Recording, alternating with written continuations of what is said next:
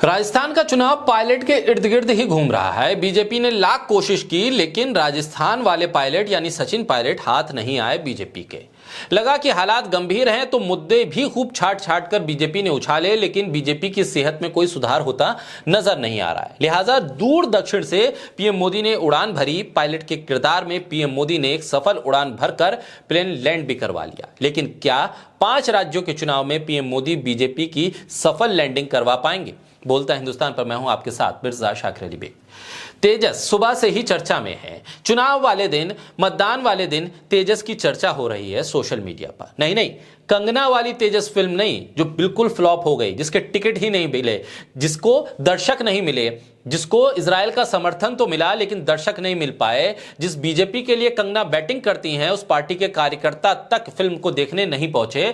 दुनिया की सबसे बड़ी पार्टी की समर्थक कंगना की फिल्म तेजस को बीजेपी ने उड़ान भरने ही नहीं दी। लेकिन पीएम मोदी ने बेंगलुरु में तेजस की सफल उड़ान भर ली। प्रधानमंत्री ने बेंगलुरु में हिंदुस्तान एरोनॉटिक्स लिमिटेड के दौरे के दौरान लड़ाकू विमान तेजस को उड़ाया।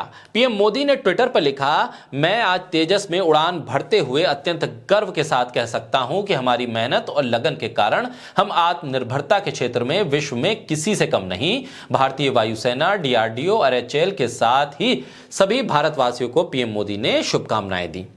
अब पीएम मोदी की फाइटर पायलट वाली ड्रेस की तस्वीर सामने आने के बाद से ही सोशल मीडिया पर चर्चा है।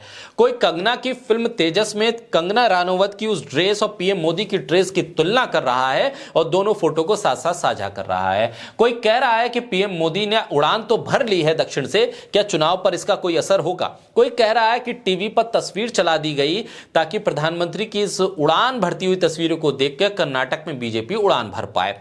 गुजरात कांग्रेस एससी सेल के चेयरमैन हितेंद्र पांड्या लिखते हैं कि लोकतंत्र और संविधान की धज्जियां उड़ाने वाले दुग्गल साहब ने पायलट बनकर तेजस को उड़ाया।